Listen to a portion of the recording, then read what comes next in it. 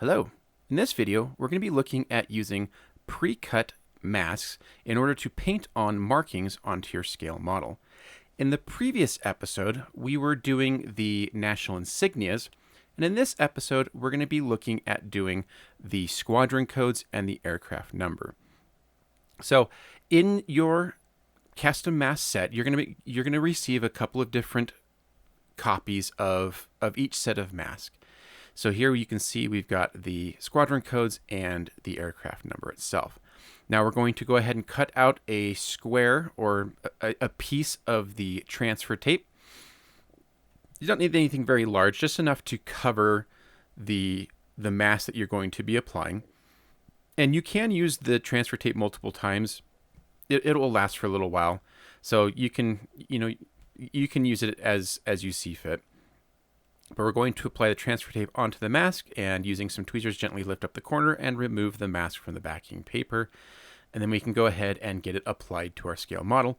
Now it is important to make sure that you get the placement correct before really fully committing, because the tape doesn't like to be lifted off and removed and then reapplied multiple times. You end up kind of messing around with the how well it's going to perform. So once we get it on, we can use our tweezers to gently remove the actual letters from the template. Now I'm just using very light pressure. It doesn't really take very much to get one of the corners of the letters to remove it, because you definitely don't want to be scratching your paintwork. So just to use caution, we can go ahead and get the rest of the masks. I do recommend applying as many of the masks as possible during one go, so that you can minimize the amount of work you're doing, adding masks, painting, removing masks, things like that. So I will be painting both sides at the same time, but just for the demonstration of this video, you'll only see me working on the one side. But I am doing both sides. Now we can apply your masking tape of choice around the templates in order to protect from overspray. So do this as you are comfortable, and then we can go ahead and get our color laid down. Now I do try to paint as perpendicular to the mask as possible. This will help you to avoid getting overspray leaking underneath the mask in the event that you don't have it like fully seated down. So try and get that perpendicular direction, and that will help make your painting and masking as clean as possible. And then with the painting done, we can go ahead and remove all of our extra masking tape as well as the templates. Just be careful when you're removing your masking tape to not scratch or lift off your underlying paintwork. At this point, we're going ahead and remove the templates using the tweezers again, and go ahead and get those removed off. Now, you'll notice here that I end up ripping the template a couple times, and that's okay because these really aren't designed to be, multi-use, reusable. So it's all right if it goes ahead and rip. We do have extras in the set just in case.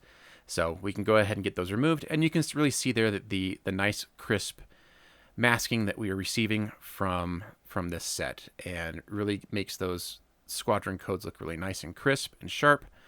Very, very happy with the how this is turning out. So with the squadron codes done, we can go ahead and move on to the next portion, which is going to be doing the aircraft number. Now the aircraft number is a little bit smaller, and a little bit more care needs to be taken because the parts that you're going to have to remove are much smaller. But I've cut out an even smaller piece of the transfer tape in order to get this template off. So we're going to go ahead and get that pulled off the backing paper, and then get this applied to our model. And in this particular case, you can see that I'm kind of running into the horizontal stabilizer of the model there, and that can make seating the template a little difficult. But you'll see here that as long as I can get most of the template onto the model, you should be good, because the template's going to want to stick to the model much more than the transfer tape is going to want to stick to the template. So it should be fairly easy to remove.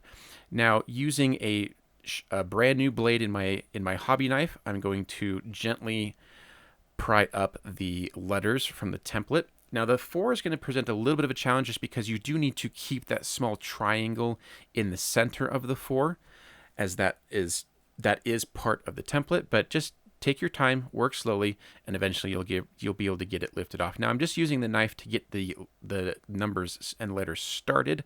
I will come back in with the tweezers to fully get them removed, but I just need enough of an edge in order to get them pulled off.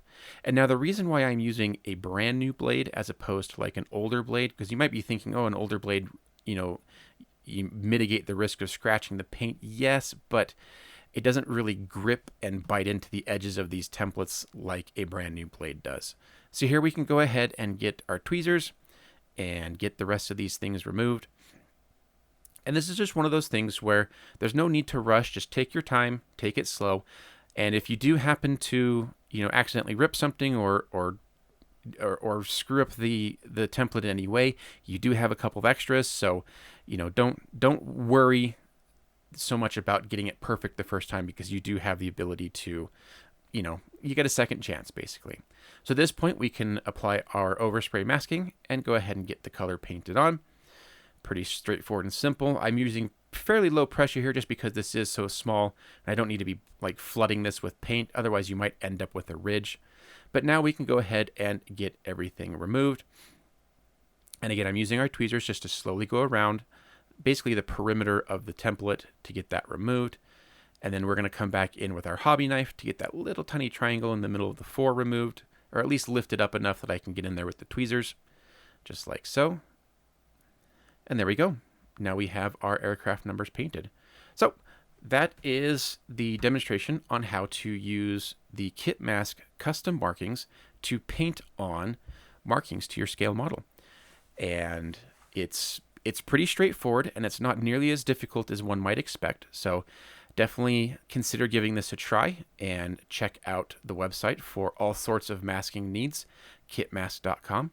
Take care.